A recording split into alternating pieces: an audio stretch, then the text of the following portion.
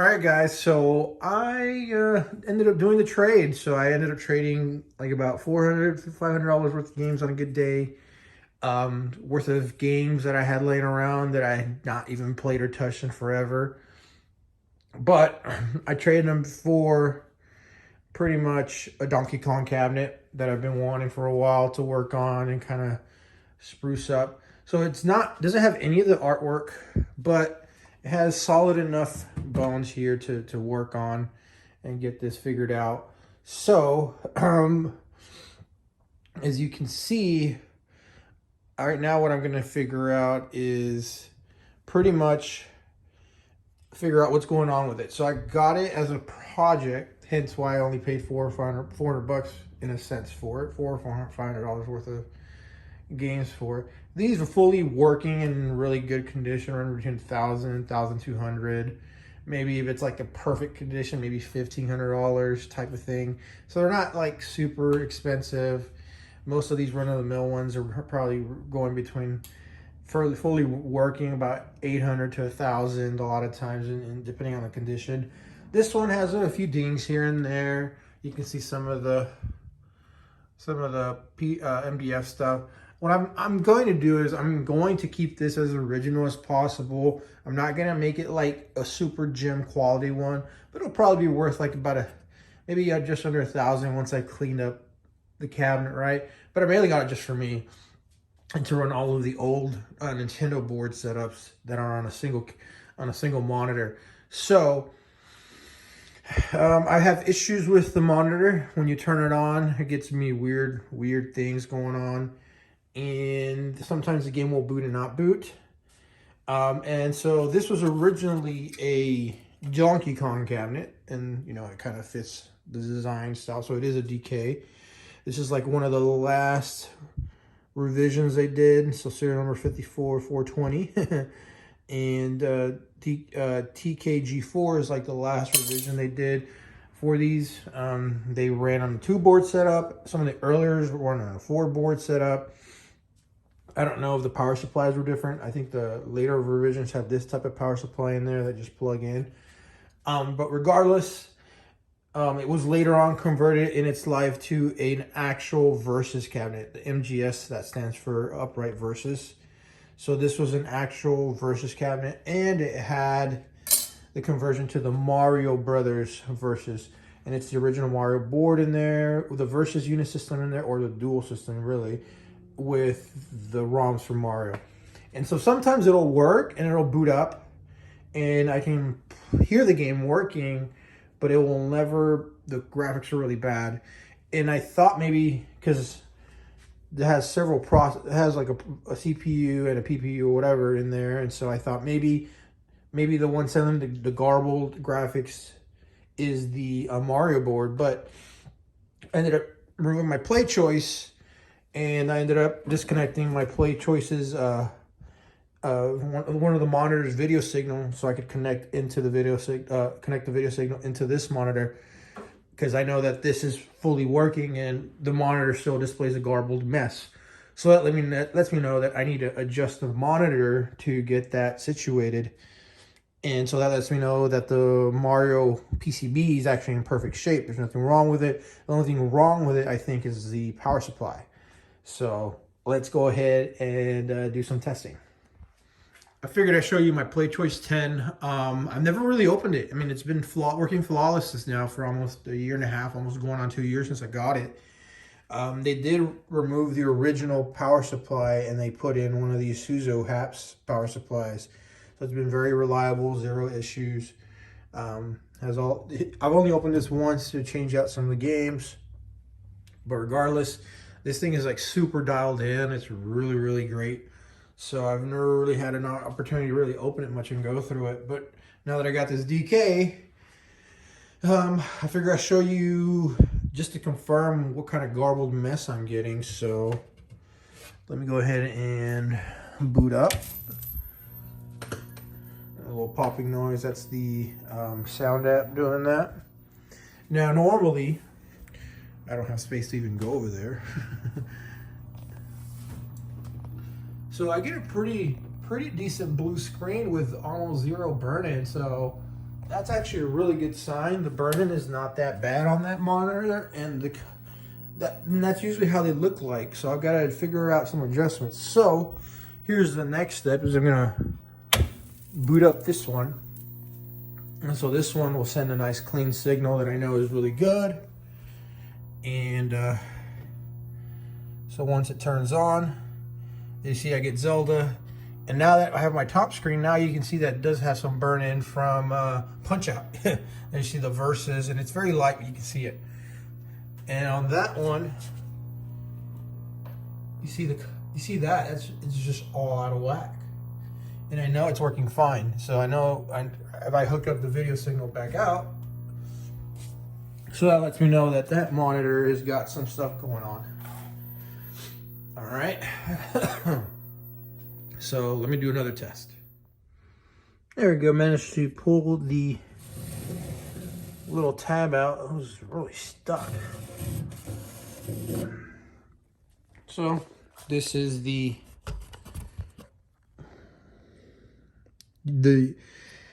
what's a uni system in a single upright monitor, but it's a dual. It's just that the dual side has not been populated there on the second side, so that's all empty. This is the Mario side here. And that looks really, really good. And those are the original batteries. So that has to come out now. But the board is in amazing shape. Looks really, really clean. Zero corrosion, at least for now. So the board is, when I looked at the board, I was like, man, this board looks like brand new. Now this board alone, depending on condition and how if it's working, usually they sell between $250, $300 with some of the nicer examples. I think like this one, you're probably looking at more of a premium because how nice the board is. Some of these boards are really gunky looking, but this one is super clean and zero corrosion from what I can see. So I think this board would demand a premium. So maybe $350, $400 if you're lucky at the auction. So most of my money that I invested in trading the games is already in the boards. So we're good there. Cabinet itself, once this cabinet has been sorted out properly, probably looking at $300, $400 cabinet with no game in it, right? So I think I got my money's worth once I fix it up. I'm going to have to invest some money in it, get an artwork set up. I did find an artwork set that I really liked, but it was going for about $200. And then the Coin Max, if I can find them used, I'll be good. But if I can't, then, you know, we'll figure something out. I don't want to, like I said, I don't want to throw too much money at this other than just getting it fixed and up and running. Now, I do have a cap kit for one of these, and they should work on this one. If they're not the same, then I'll figure out getting a cap kit for it, but they're almost the same. There's slight differences. This one has a DGOS. This one does not have DGOS.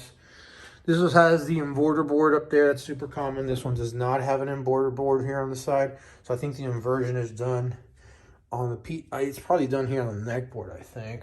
Yep. See, this one doesn't have adjustments for RGB, and this one does. So I think there's a slight variation. I don't know if this is newer and that's older. Don't know. Probably. This might be one that's kind of been figured out where it's been, the inversion is done on the board or done on the neck board, whatever the case may be. So I can adjust the colors there, and I can adjust some of the stuff here. The only thing I don't like is adjusting the freaking H-hold, which is hidden in there. So let me mess with the H-hold a little bit and then see if I can get a better picture on this monitor to get sorted out. So let's see if that'll work.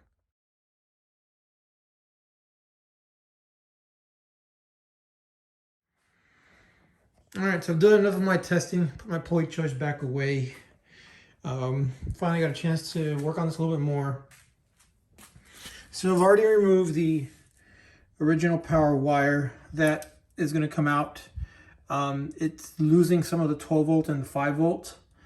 So that leads me to believe I can probably get it repaired or just go with a much more reliable Suzo HAP. Those things never fail. Like you saw, it's inside my PlayChoice. I've had zero issues with it. So I just went ahead and spliced into it, and I'm gonna run my Suzo stuff through this. This white wire is 24 volts for the coin counter, so that will not be getting used. I don't care to use that. Still need to get a service switch. I took it out, and luckily the batteries, I don't know if these are original batteries. They look to be, because they're in Japanese. They did not leak, or they did leak, but not enough to damage the board. The board is super clean. I don't know if this is like a new old stock that was used to do this conversion or what. I honestly don't know. The board looks super clean. It's been stored in there forever. It was converted from a Donkey Kong machine. Now, I did figure out why this monitor, I can never adjust the horizontal hold. That is because the pot is broken. So I got in there to mess with the pot, and as I was messing with it, it broke even more. It was missing the plastic cover that goes on the pot, like this, similar to these. And it just had like a metal tab that you can turn. And that metal tab, as soon as I turned a little bit, it just broke off.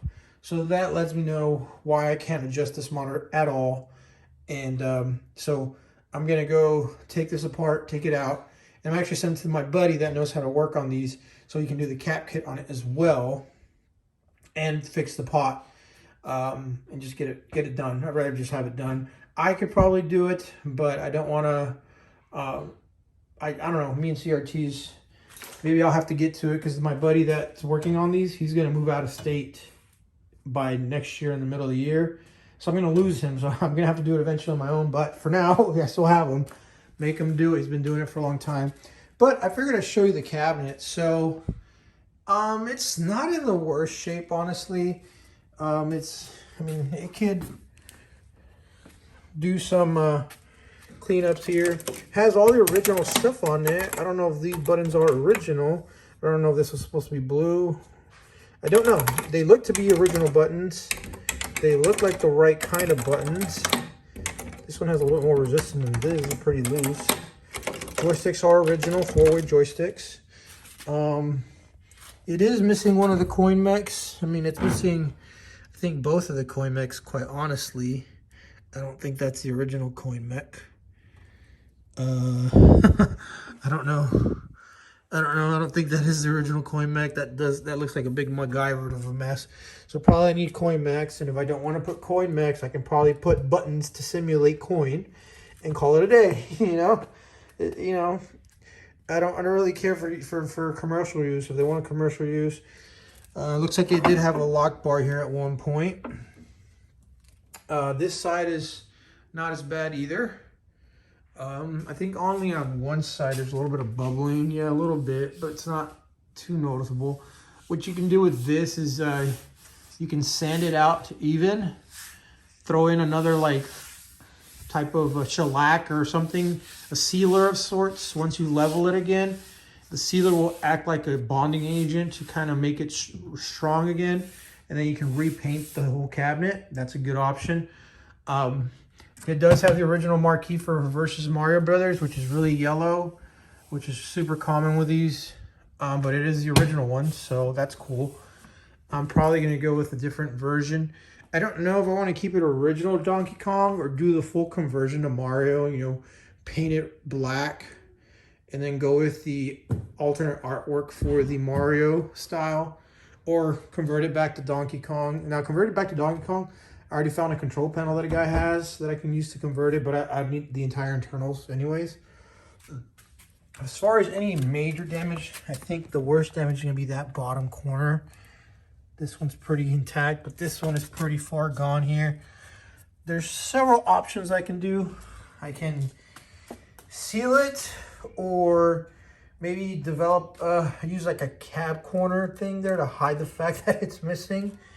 And that's just for me. I don't care, honestly, if it's perfect.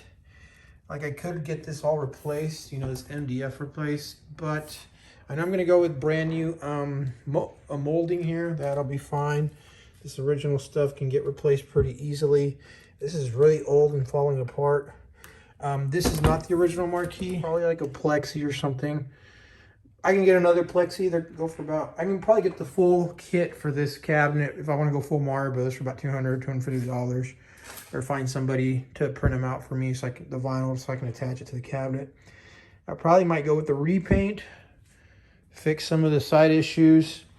here are the holes because on the original, because this is Donkey Kong, there was a bar that went side to side here. And because whenever you do these conversions and you tilt the monitor, you can't do that anymore because this chassis, won't allow you to do that. On the Donkey Kong, when it sits in that Tate mode, it goes right through the back of this. So as a result, that's why they removed that for structure. I mean, it's structural, but it'll still be fine. You know? It's not really that big of a deal. So we're pretty good now. I think we're pretty set. This wiring is in really, really good shape. The pins are really great. Looks like they did a little adjustment here to the grounds, which is fine. Ground wires I'm not too really worried about. If it's other kind of wiring, then I would be worried. Here's another thing they had wired in. I don't know what this is for. I don't know what that was for, but pins are good there. So this is some more wiring that goes over there. Honestly, I could probably remove this entire kit and put it in the Aero City if I really wanted to, but I'm not going to do that. Well, this just came in, so now I'm ready to test the boards in my Mario Brothers Versus to make sure that those boards are good now that I have a really good power supply to run it. I thought I could find these pretty easily, but I could not. I ordered these directly from Suzo. You go to suzoapp.com to get these. Several of my arcade boards, like the MVSU4 runs on this, and the Aero City run on this. And so they're very reliable. They're kind of like the standard in the arcade world to use power supplies to run a lot of your game boards. This is kind of like the standard for it. And they're very reliable. They hardly ever give issues. And then it comes with the brackets here so you can bolt it down to wherever you need to go. The price, I think they're about $30, $35, but shipping can get pricey. I ended up just deciding to buy 2 of them because shipping was almost $30 to bring them over from their warehouse. And I guess, I guess shipping is going up everywhere, but $30 to ship 2 of these Suzos seemed a little bit pricey for me. But regardless, it ended up being like about $90 to get 2 of these. I figured I'd get another one, so when I create a test bench later on, I can use it in a test bench, or if I get another project, I'll have one ready to go just to kind of have it. But this is going to work to confirm that my Mario Brothers board is working 100%, because with the other power supply, it would work sometimes, but then it wouldn't work. So now that I have this, I'll be able to confirm 100%. All right, so I got it up and running. Here's a control the volume here. So you can hear it running. Now I can't see anything, obviously, because the horizontal pod is broken and I have the video disconnected right now for it. But it can be fixed. It's gonna take some time. I still need to take it apart. But there is the Suzo power supply doing its thing. I did raise the voltage a little bit, because if I had this at 5 volts, let me lower the volume here. If I have this at 5 volts, the 4 volts is like 4.5. I mean, not the 4. The 5 volts negative. The 5 volts negative here is around 4.2, I think. And so I think that's a little bit low. So I raised up the 5 volts to like 5.1, and that'll stabilize it. I'm gonna drop it down to 5 and see if it likes it. If it doesn't like it, then I know that there's a problem. But thankfully the board is good. I removed the battery, so right now I can't save any of the high scores.